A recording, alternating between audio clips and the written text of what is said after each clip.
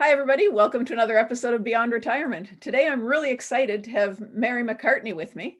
Merri's a 70-year young widow who's the founder of Don't Die Before You're Dead movement. Her message is that in order to avoid living in the land of regret, we need to live every day as fully as possible and not put things off until later. Later may never come. So live now, because that's all that we're certain about. Merri, thanks for joining me today. So excited to be here, Jackie. Thank you for asking me to come and join your show. And I welcome the opportunity to share my message because I think it's important. And I think what you're doing is important. So I think we're very much in sync, and thank you. You're welcome. I'm really excited about it. And when I saw the message, the "Don't die before you're dead," I mean, that's exactly what I'm talking about. There's so much out there, and you step off the work train, so to speak, you hit the retirement age, whatever that might be for you, and then people just wonder what's next. So what got you started? What made you decide to get this movement going? Well, as you mentioned, and thank you for the compliment, I will be 70 in a couple of months. Most of my friends are in their 50s.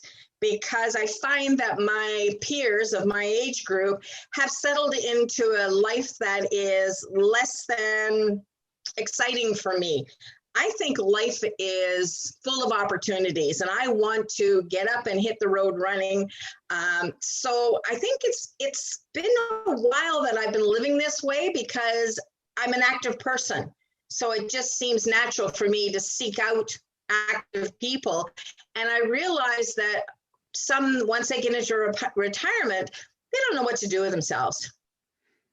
So how do you help them? How do you decide for people, or not decide for people? How do you share with people what they can be doing? Well, I think the key message for them is to, if you get them early enough, is to say, plan before you retire. But I believe it's never too late. So the message is really do what you can. Start small. You might be surprised at just how much fun doing something different is. I mean, we always talk about, if only I had the time. If only I had the time, I'd do this. Well, now you have the time. And so now what are you saying? So try something. Just start something small, and you might just decide that, getting out of the house is good. Right. And that's the key, I think. You say, at first they say, well, I don't have time for things. I'm going to do it later when I've got more time. Then the time comes and they say, well, I'm a little bit stiff. I'm a little bit sore. I don't have the energy. If they just get out of the house and do something, the energy comes, doesn't it? I believe that's very true, Jackie. I think, our body gets lethargic if we're not using it. And it's like we've learned that all through our lives, I think, that, use it or lose it. And we have all these cliches running around in our head, but that's not where they belong. I believe they belong in action, like taking action and doing it. Life is short. Okay, we all agree, but what are you doing about it? Some people say that readily, but it doesn't seem to translate into any kind of change in their life. And yes, I mean, you've mentioned I was a widow. My husband was a physical fitness guy. Not so much for me, but he swam every day. He was a national swim champion, and he was struck with an illness that basically it was like an extreme ALS case. It robbed him of use of his body. And so for 4 years, I was his 24/7 caregiver, and I just put things aside for a time. But it really taught me that we don't know what's coming down the pipe. We don't know where things are going. And if we have forsaken our enjoyment and our dreams and our goals right now, what's going to happen? I'm sure there are a lot of people that are looking at this whole COVID situation, realizing that maybe they were waiting for things that they haven't been able to do. Yep. And now all of them are wondering, when am I going to be able to do it? Am I going to be able to do it? Exactly. Well, we have this huge unknown hanging over our heads, right? Yep. Yep. So I would suggest that we be hopeful and be optimistic and, pick up our spirits and go out and do what you can. Yep. And be safe, be careful, but there are things that we can do that is going to be good for our physical well-being and as well as our mental well-being. And I'm a little concerned about the mental aspect right now. If people are under such stressful circumstances, what can they do to, make sure that the activity will alleviate some of that mental stress? Yeah, I think you're right. It's really hard. I also tell people, I told my kids this all the time, even if you're not feeling like doing it, smile, because it changes the whole feeling and the whole energy inside your body. It's hard to be down when you're smiling, even if the smile's forced. Right. And after a while, it's not masks. It's hard with the mask, but I think we smile with our eyes. So, yep. I agree 100%. I think it's mindset, and we have a choice. And primarily, I talk a lot in my presentations. I talk a lot about choice. We do have a lot more choice about where we are than perhaps we'd like to take ownership of. Yep, I think you're right. And you talk about your courses. You do a lot of different things. I noticed on your website, you call yourself a professional smarty pants. I'm guessing that came from the comedic side of things, the way you look at stuff, a little bit sarcastic, perhaps. Can you I raised 4 boys. Yes, I was blessed with a great sense of humor, actually, and that has instilled in me the strength to carry on when things have been tough. My life has been very strained on a lot of different levels. Sometimes I look at what's gone on in my life and I think it's some big drama that, you'd watch on TV, and it couldn't happen to any one person, but it has. But the sense of humor has been, my saving grace, if you will, that I can really laugh at myself and the circumstances. And I mean, for instance, going skating. I haven't been on skates for 30 years, but I went out skating with my 5-year-old granddaughter. And I put on this bright pink helmet, my bicycle helmet, and I'm out there, and 2 things. I don't see anybody my age. No. And nobody's wearing a helmet. But I took a nasty fall, and I tell you, I heard the crack of my helmet on the ice, and I was very thankful that, I didn't do more serious damage to my head, because I was willing to look a little foolish. And sometimes people get so wrapped up on what other people think of them that they don't enjoy what they could. Do I look foolish? Yes, but I never knew a soul that was there. So what do? Go home and talk about this old lady wearing the helmet? Nobody knows who I am. It doesn't matter. That's it. I had fun. Yep. And that's what counts, isn't it? Well, I'm making memories with my granddaughter. Yeah. And that's, I think, the thing that's going to serve us well through all of our time is the experiences and the memories. You're not going to have those if you're sitting on the sofa watching TV. That's some memory. Yeah. And it's something to, like, my children I have 4 boys, and they all have the same kind of quirky sense of humor. And sitting around a dinner table, quite a lot of crazy stories about what mom's like come up. And if that's how they remember me, I'm okay with that. Yeah. And you're absolutely right, Jackie. What memories are there if I'm just sitting watching TV day after day and not doing anything? Yep. Nothing for them to tell their kids later on, nothing for your grandkids to laugh about, grandma did this. And, exactly. That's what makes life. Exactly. And I don't want to, like you mentioned earlier, the big thing for me, and I've experienced this through my children who have worked in long-term care homes, as well as people that I've known working in long-term care homes, that we get to a place sometimes where we have too many regrets. We wish we had done something. I don't know how many years I have left. No one knows, and that's probably a good thing. But I don't want to be 85 years old looking back on 15 years of not doing anything because I didn't know what to do or I was afraid. Did I hurt myself when I fell? Yeah.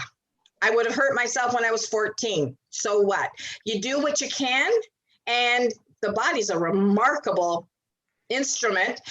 I'm not telling anybody to go run a marathon because I sure wouldn't. But I could go out and do a lot of walking. Yeah, that's it's funny you mentioned marathons. Actually, I was down jogging on the treadmill. I don't do it any length of time really, or any distance, but what goes through my head as I'm doing my little, 12 and a half minute mile kind of pace. How could I do this for a marathon? I can't even imagine doing this long enough to run a marathon. But then the people that do the marathons are doing it a little faster. And then, But they're that also goes not, through. they also didn't start on a No. marathon when they first began. I talked to a lady a couple of days ago who went from what you call this, her safe cube job. And she started running. She started walking. She said she went halfway down the block, about 3 houses, collapsed on the front lawn. Now she's a personal trainer and has done a number of marathons because she just started. That's it. Yeah. So And I that's think all we it can is. all do something. You know what I did this past summer, Jackie? I have always been a swimmer, but I don't like being cold. So I've been a little reluctant as of late.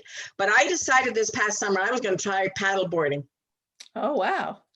And I How'd it did. I did. I rented a board. I was with some friends and I did. And I was not overly successful. And probably, there were a bunch of young people that were real experts on the beach doing it. But they were very kind and throwing off, yelling at me advice. They were wonderful. And my only regret, talking about regrets, is that maybe if I'd done it in July, I would have had more opportunities rather than the last swim of the season. So, yeah, falling in the water is really, if you can swim, is relatively safe as far as your body's concerned. So, yeah, but it's a small step. Was I an expert at it? Hardly, but I will persevere and maybe get just even a wee bit better next year. So I see that the same as running. So you're doing a treadmill exercise and doing that. And of course, it's indoors now, but good for you for doing that. That's excellent. You look like someone who is staying fit as you can. Trying to. That's excellent. Yeah. Well, we can all try. Yep, exactly. You do what you can. Get up and move around. It keeps the things going. Yeah. I sound like I'm lecturing. I'm a retired teacher, so and I do workshops, so I still have this, let's get out there and do things. Nothing wrong with that. You got to coax some of the people up off the sofa sometimes. Yeah, I think so. And I think they would thank us for it, Jackie. I think those people that you're reaching out to, if we can inspire just one person to just be a little bit more active and take better care and take small steps and move forward, I think they would be so thankful. Yeah. Even though we might annoy them in the beginning. Yeah, thanking us through gritted teeth as we push them out the door.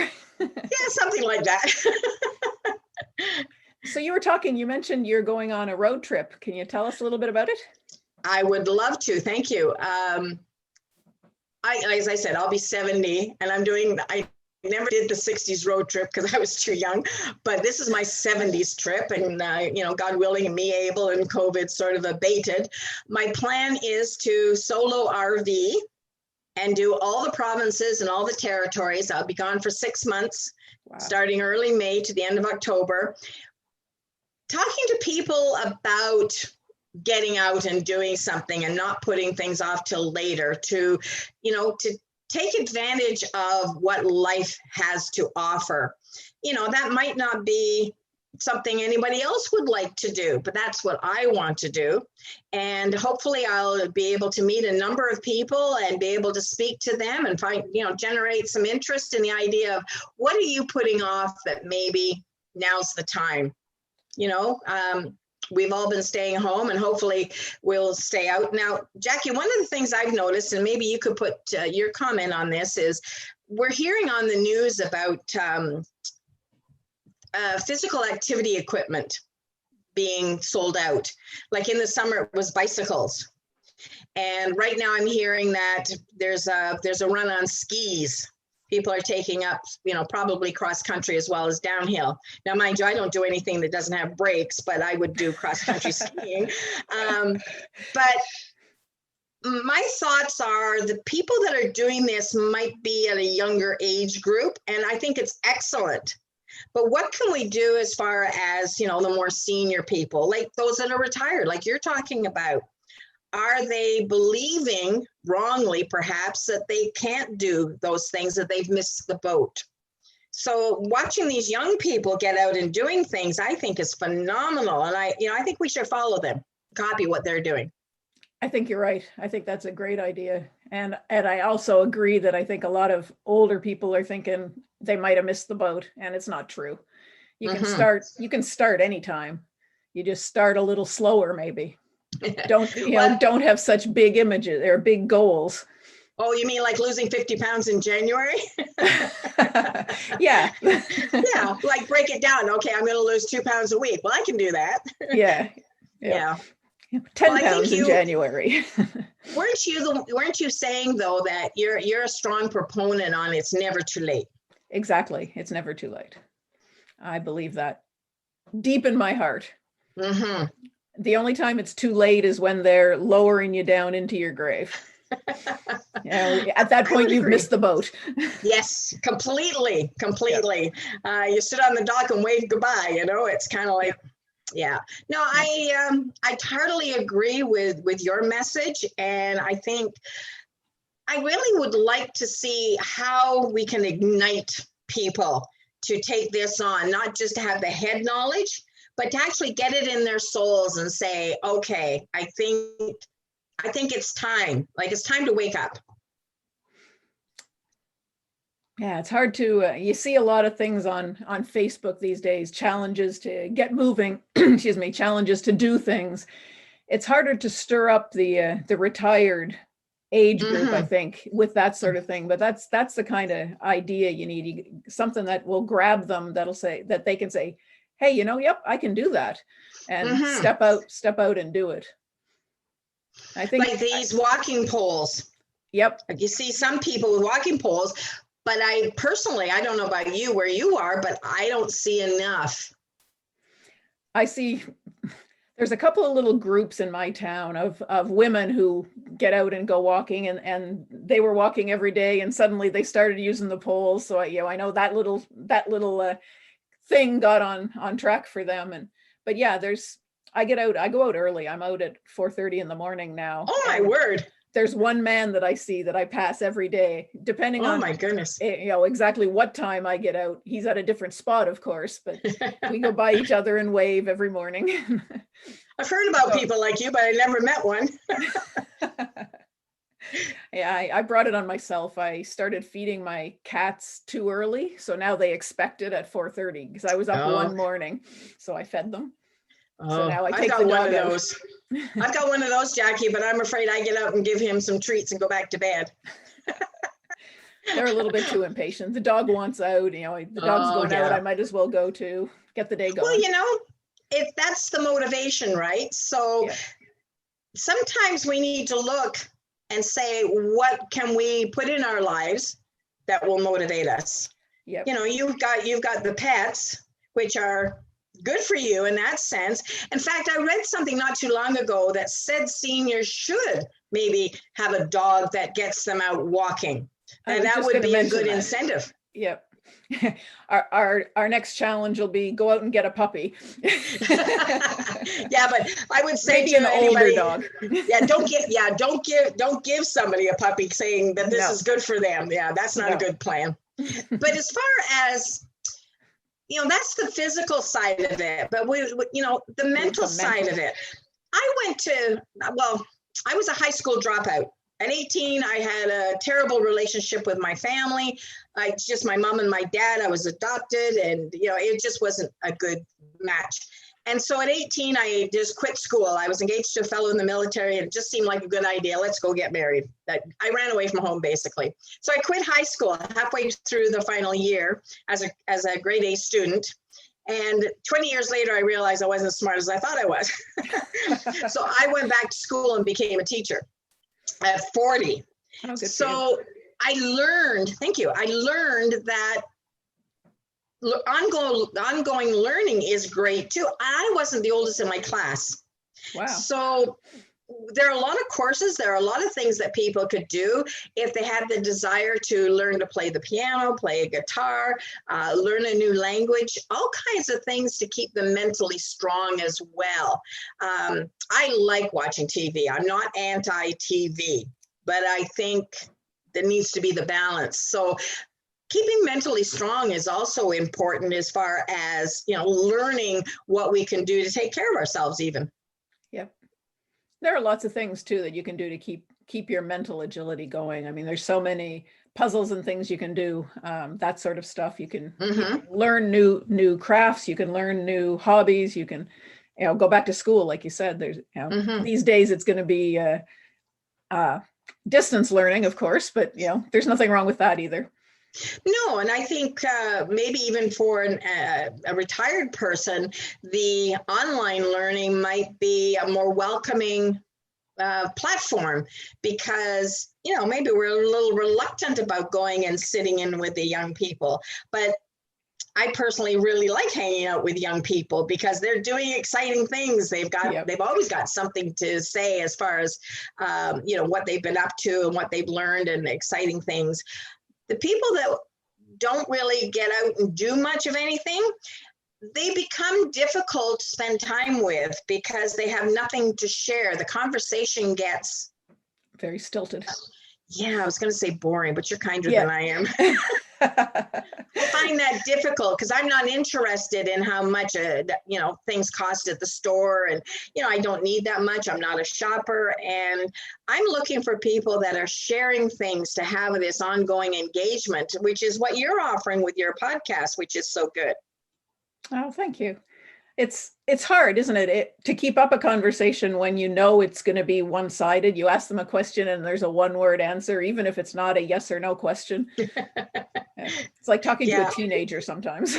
Oh, for sure. I know, I get that. I have twin grandsons, and one's a chatterbox like his family. his dad's like that too, so I won't take all the blame. And the other twin is much quieter. And it could be because it's his nature or the other twin won't let him say anything. I'm not quite sure, but it is difficult. And I did a TV show for Rogers up north where I live for about 4 years. And because I produced it, and the reason I started it is because when my husband took ill, I was an English teacher and I knew nothing about healthcare. So it struck me as a good idea to have this talk show, and I could invite all these healthcare professionals to teach me what I needed to know. Oh, good. And it was something I really enjoyed, but I wanted a conversationalist, somebody that I could learn from. I mean, it was a bit selfish, but I found out that my listeners enjoyed it as well. But, you want more than that, just simple response. Yeah, exactly. I was thinking, going back to your cross-country tour that you're doing, you were talking about sharing your message. Have you got it planned out with specific stops where you're going to talk to people, or are you just going to wing it as you go? How are you planning? Half and half, Jackie. I think some of it I can solidify, and I probably need to. I have contacts in every province and territory. Oh, nice. So primarily I will be able to set up a base for each place.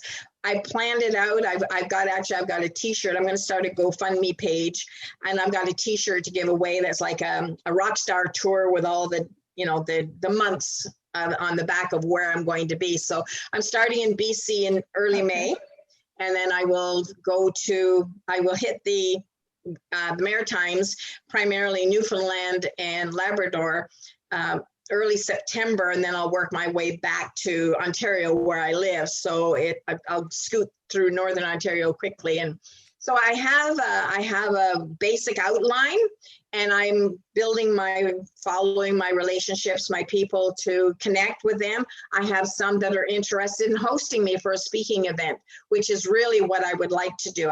My book is brand new. It is on Amazon. It is called Don't Die Before You're Dead. And I have people buying it off Amazon, and I haven't even got my first copies to show you yet. So that's how new it is. So wow. I hope to be able to have some of those events along the way. And I have my own equipment basically so that if COVID is in the way, I can hold open air meetings out in some parks. Right. So I think Oh, that'd that'll be awesome. kind of interesting. Yeah, that's I great. hope so. I was going to ask you where you were starting, since I know you're in Ontario. You're around Kincardine? Or are you in I lived Toronto? in Kincardine for 20 years, but I'm Okay. down just outside of Toronto in Oakville now. Okay. So I Yeah. wasn't sure if you were going to start there and kind of circle around or pick one coast. Yeah. So start Well, in you BC. see, people are so good to let you know and give you advice. And I've always been saying, like, now's the time to tell me where to go, what to do, what to see, because this is so new. I don't know really what I'm doing, which is okay. I'm flexible enough. This would not be a trip suitable for somebody who likes every detail planned, because that's so not me. I'm open for adventure. So, I mean, I don't want to be so inflexible that if something happens, I can't run off and enjoy it. But somebody told me going from the East Coast to the West is more scenic. And I don't want to be in the Maritimes in May. Vancouver's better in May. So I've learned that. Yes. My plan was kind of to go through the northern US, because I really didn't want to go through the prairies twice. Not because I don't like the prairies, no offense to anyone who lives there, but I wanted to see it with fresh eyes as part of the tour. Yeah. So I don't know if I'll be able to do that. It's still, in some people's eyes, May is almost here. But I still think of it as being a fair enough time to. Yeah, I hope so. Still waiting to see what the vaccines are going to do. Yeah. All we can do is wait and see, I guess. Yeah. Hope for the best and plan for whatever happens. Exactly. So first thing I need to do is I need to get a camper van. So I've been looking around. I'm looking for sponsors. So I've got my work cut out for me, but it's going to be exciting. And is there a little bit of fear? Yeah. Going solo by myself, doing all of this. There's a measure of apprehension, but there's a lot of excitement too. And look at the people I might meet and the stories that I'll hear. Maybe I'll come back with a book of all Canadiana stories. Exactly. Wouldn't that be fun? That would be amazing. Yeah. I had a friend who was walking across Canada. A my. fellow my age. He started on the East Coast and was making his way across to the West Coast. Fantastic. Lots of stories there. You meet a lot of people when you're walking. Mm-hmm, and I'm sure you'll meet a lot of people too. Well, I hope to, Jackie. I mean, that's part of the experience. You can probably tell I'm not a hermit. I like people. Hadn't occurred to me. No, I'd like to get out and meet people and hear their stories, because everybody has a story to tell. Yep, that's right. And that's wonderful. So you've got a book on Amazon. You've got a website, merrimacartney.com. I'll put that in the show notes so everybody can check you out, because you've got a lot of interesting things on there. You've been in Toastmasters for a long time. You're a marvelous speaker. It's very apparent, but you've got a coaching business. You've got a lot of things going on in your life. I do, actually. Sometimes it's too much. Sometimes it gets a little overwhelming, and I need to be mindful of the direction I'm choosing. And right now, I'm kind of transitioning perhaps from a more corporate audience to maybe a more of a the woman on the road, on the street, to be the encourager for the woman who wants to go the next chapter, to prepare for retirement, to look at what's beyond retirement, to share things like, coming here and being able to let people know that you have guests coming to share their perspectives on what to do and what's open for them. So I'm in a bit of a transition here, but hey, life is meant to be lived, and I intend to get up every day and do something. And I don't want people to think that it's, if you stay home and you spend the day knitting, that it's a waste. That's not. I mean, we need self-care as well. So, I mean, it's balance. Yep. Perfect. So you can't be all one extreme of staying home doing nothing and then never taking a chance or time to rest up and feed your soul and your mind and your body. So, yeah, I'm all about balance too, as well. So anyway, it's a lot on the go, isn't it? It is. And I think that message, that's a good place to end. I think that balance is what's important. And, it doesn't matter which side of the balance you're on, or which side of the pendulum you're swinging to. you need to come back. You need to find a way to do a little bit of both sides. That's it. That's what's going to keep us healthy, keep us sane, keep us moving forward so that we don't die until we're dead. Well said, Jackie. Well said. Well, thank you so much for being with me today, Merri. I've really enjoyed it. I think this has been a fabulous conversation. Well, thank you. And I wish you all the best on your tour. I think it's going to be amazing. Maybe you'll use your podcast to help people keep track of you. I hope to. Blogs and articles and the podcast for sure. And maybe I'll meet people and I'll have live podcasts sitting outside of the road on my van or whatever. So open to your listeners, anybody who has advice for me, I'm all ears. I would welcome that. And thank you for the opportunity to ask your listeners to, tell me where to go and what to do. Nicely, of course. Always. Great. Thanks so much, Merri. Thank you.